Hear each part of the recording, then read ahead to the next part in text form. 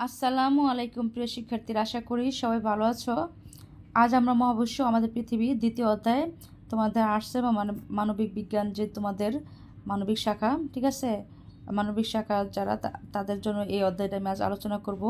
তোমাদের আর্টসের এই ভূগোলটা কিন্তু অনেকটা বিজ্ঞানের পর্যায়ে পড়ে, ঠিক আছে, কারণ এখানে অনেক কিছু বৈজ্ঞানিক বিষয়গুলো আলোচনা করা হয়।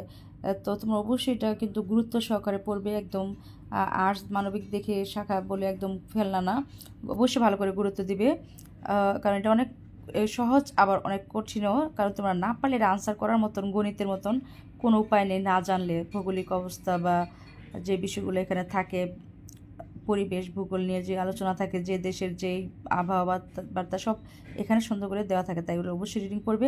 আর আমি এখন তোমাদেরকে অনুশীলনের যে সমস্যাগুলো সমাধান করে দিচ্ছি, এর উত্তর দিয়ে দিব। বহু নির্বাচনী প্রশ্ন, কোন গ্রহের 27টি উপগ্রহ আছে, এটার উত্তরগুলো আমি তোমাদেরকে দিয়ে দিচ্ছি। প্রথমে একটা পড়লাম কেন যেন তোমাদের যেখান থেকে উত্তরগুলো দেখাবো যেন খুঁজতে সুবিধা হয়, এর জন্য আগে দেখিয়ে নিচ্ছি, যেগুলো আমি তোমাদের এই উত্তরগুলো দিয়ে দিব। এখানে একটা সৃজনশীল প্রশ্ন আছে, এগুলো আমি তোমাদেরকে দিয়ে দিব। একটা না, সরি, দুইটা সৃজনশীল আছে এখানে। এখানে দেখো দুইটা সৃজনশীল আছে, এটার উত্তর আমি দিয়ে দিচ্ছি। তো দেখো আমি ডিরেক্টলি উত্তরে চলে আসলাম। অনুশীলনীর সঠিক উত্তরে কোন গ্রহে 27টি উপগ্রহ আছে, উত্তর হবে ঘ, ইউরেনাস। তারপর দেখো আমাদের 2 নম্বরটা হচ্ছে আহ্নিক গতির ফলে কি হয়, এটার উত্তর হবে খ, পৃথিবীতে দিবারাত্রির সংঘটিত হয় এবং 3 তাপমাত্রার তারতম্য সৃষ্টি হয়। এখন আমরা দেখব 3 নম্বর,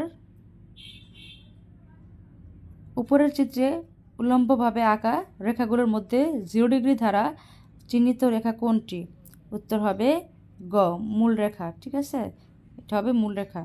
এরপর দেখো আমরা চলে আসবো এখন 4 নম্বর, উক্ত রেখাগুলোর গুরুত্বপূর্ণ কারণ এদের সাহায্যে, এটার উত্তর হবে ঘ, ঠিক আছে, এর উত্তর হবে ঘ, স্থানের স্থানীয় সময় ও প্রমাণ সময় নির্ণয় করা যায়, কোন স্থানের সঠিক অবস্থান জানা যায়, সমুদ্রগামী জাহাজের অবস্থান নির্ণয় করা যায়।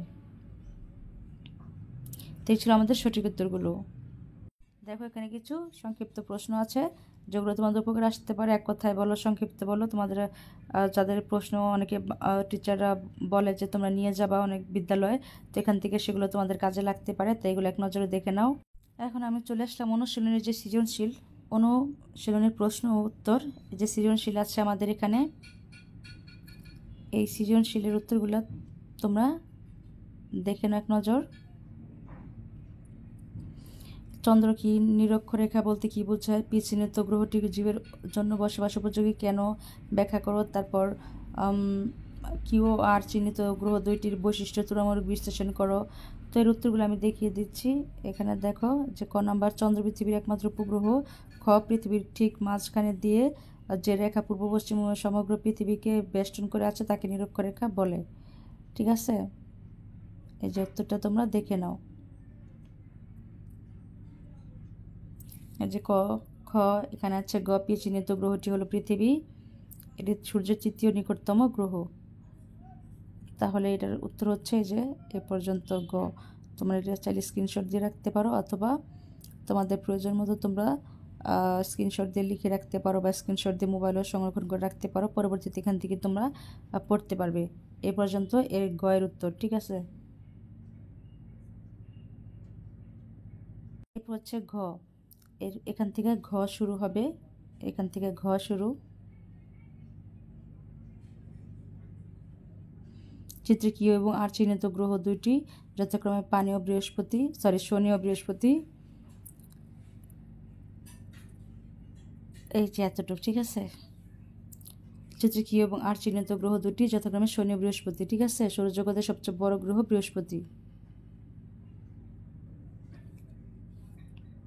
এই উত্তর এখান থেকে বাকিটুক, এই যে এখানে এ পর্যন্ত, ঠিক আছে, গ। এরপর হচ্ছে ঘ, এই যে শনি এই পর্যন্ত এর উত্তর, ঠিক আছে। 3, 4, 5, ঠিক আছে, এই পয়েন্টগুলো পড়বে। এখন আমরা পড়বো 2-এর সৃজনশীলগুলো, ঠিক আছে। তো আমরা ঘয়েরটা কিন্তু পেলাম, ঘয়ের এই যে এতটুকের বাকি অংশ কিন্তু এখানে, এই ঘয়ের বাকিটুকু অংশ হচ্ছে এই যে এখানে ওপরে, এই যে ঠিক আছে, এইখানে হচ্ছে ঘয়ের উত্তরটুকু। ঠিক আছে, এখন আমরা 2 নম্বর সৃজনশীল দেখব। তো এখানে দেখো 2 নম্বর সৃজনশীলে আছে উত্তর গোলার্ধে বড়দিন কোনটি, অধিবর্ষ বলতে কি বোঝায়। তো আমরা দেখি উত্তর গোলার্ধে বড়দিন হলো 21শে জুন। তারপর খ হচ্ছে পৃথিবীতে 365 দিন 1 বছর হয়, আর সূর্যকে একবার প্রদক্ষিণ করতে অনেক সময় পৃথিবীর সময় লাগে 365 দিন 5 ঘন্টা 48 মিনিট 47 সেকেন্ড। ফলে প্রতি বছর 6 ঘন্টার সময় অতিরিক্ত থেকে যায়। এই অতিরিক্ত সময়ের সামঞ্জস্য আনার জন্য প্রতি 4 বছর পর পর ফেব্রুয়ারি মাসে 24 ঘন্টা বা একদিন বাড়িয়ে 29 দিন করা হয়। ফলে বছরটি হয় 366 দিনে। এই বছরকে অধিবর্ষ বা লিপ ইয়ার বলে। এটা কিন্তু অনেক ইম্পর্টেন্ট একটা প্রশ্ন, তাই এটা খুব ভালো করে পড়ে নিবে। তারপর হচ্ছে গয়ের উত্তরে যেখানে আছে, এই যে গয়ের উত্তর এখান থেকে তোমরা দেখো না, গয়ের উত্তরটা তোমরা চাইলে স্ক্রিনশট দিয়ে কিন্তু সংরক্ষণ করতে পারো। এই যে এই পর্যন্ত হচ্ছে গয়ের উত্তর। ঠিক আছে, এই পর্যন্ত হচ্ছে গয়ের উত্তর। এখন আমরা দেখব ঘয়ের উত্তরটা এখান থেকে একদম এ পর্যন্ত। ঠিক আছে, এটা হচ্ছে ঘয়ের উত্তরে এখান থেকে এ পর্যন্ত। ঘয়ের উত্তর কিন্তু এখান থেকে একদম এই যে এ পর্যন্ত, যেটা হচ্ছে ঘ। ঠিক আছে, এটা হচ্ছে আমাদের ঘয়ের উত্তর। যেন তোমাদের সুবিধা হয় তাই আমি মার্ক করে দিলাম।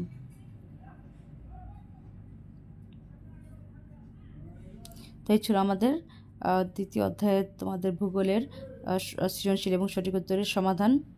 তা আশা করি যদি তোমাদের ভিডিওটি উপকারে লাগে অবশ্যই সাবস্ক্রাইব করে রাখবে। আমি এখানে আরও সাজেশনগুলো দিয়ে দিব তোমাদের উপকারের জন্য, যেগুলো তোমাদের খুব অল্প সময় 10ম শ্রেণীর যে পরীক্ষাগুলো হবে টেস্ট প্রি টেস্টের সকল সাজেশন এখানে দিব। সেখান থেকে হুবহু ইনশাআল্লাহ পরীক্ষা তোমার টেস্টে টিকবে এবং ইনশাআল্লাহ A+ পাবে যদি ভালো করে তোমার পড়ো, সেই সাজেশনগুলো ফলো করো। তো আমি এখানে বিদায় নিচ্ছি। সবাই ভালো থেকো, সুস্থ থেকো। আল্লাহ হাফেজ।